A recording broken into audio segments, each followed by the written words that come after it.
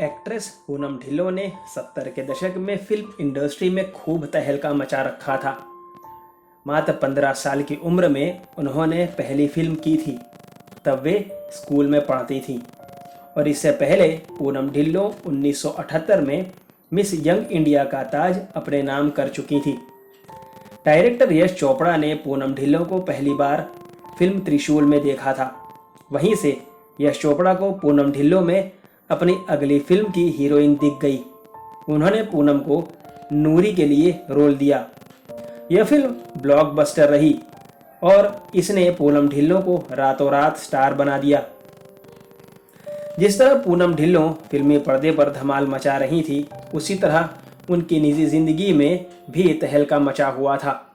इस तरह से उनकी निजी जिंदगी भी काफी फिल्मी रही है। एक्ट्रेस की निजी जिंदगी के उस वाकये के बारे में जानिए जब एक्स्ट्रा मैरिटल अफेयर ने सब खराब कर दिया था। रिपोर्ट्स के मुताबिक पूनम ढिल्लों ने पति अशोक ठकारिया को रास्ते पर लाने के लिए एक्स्ट्रा मैरिटल अफेयर किया था, लेकिन क्या पता था कि उसी से सब उजड़ जाएगा। बाद में दोनों का तलाक हो गया और पूनम ढिल्लों ने कभी शादी नहीं की। आखिर ऐसी क्या वजह थी जो पूनम ढिल्लों ने तलाक के बाद दोबारा शादी नहीं की? इसकी वजह भी एक्ट्रेस ने कुछ साल पहले एक इंटरव्यू में बताई थी। पूनम ढिल्लों ने अशोक ठकारिया से 1988 में पहली बार मुलाकात की थी। वो कॉमन फ्रेंड के जरिए मिले थे। उसी वक्त पूनम ढिल्लों का डायरेक्टर राज सिप्पी से ब्रेकअप हुआ था।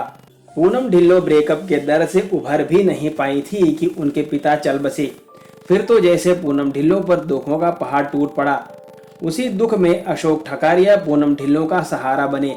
बीतते वक्त के साथ पूनम ढिल्लों और अशोक ठकारिया एक दूसरे के करीब आ गए और फिर शादी कर ली।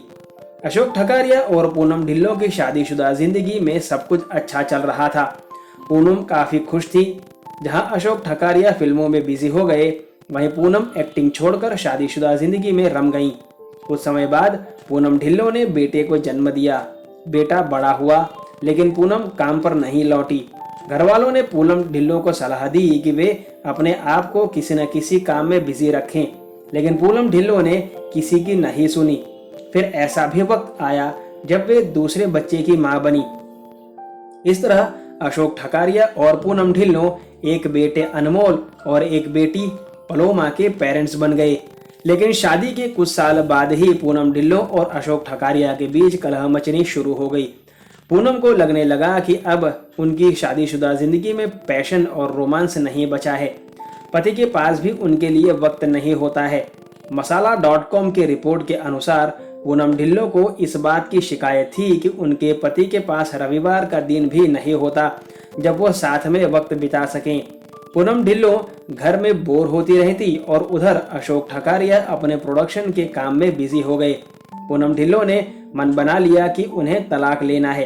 अक्टूबर 1997 में पूनम दोनों बच्चों को लेकर पति का घर छोड़कर मां के घर चली गई। पूनम ने तलाक के लिए वकीलों से मिलना शुरू कर दिया। इसी बीच अशोक ठकारिया किसी और को डेट करने लगे।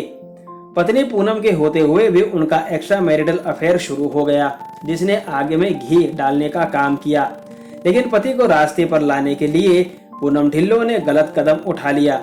वे कीकू नाम के हांगकांग के एक बिजनेसमैन के साथ एक्स्ट्रा मैरिटल अफेयर कर बैठी। इसने उनकी शादीशुदा जिंदगी को हमेशा के लिए तबाह कर दिया।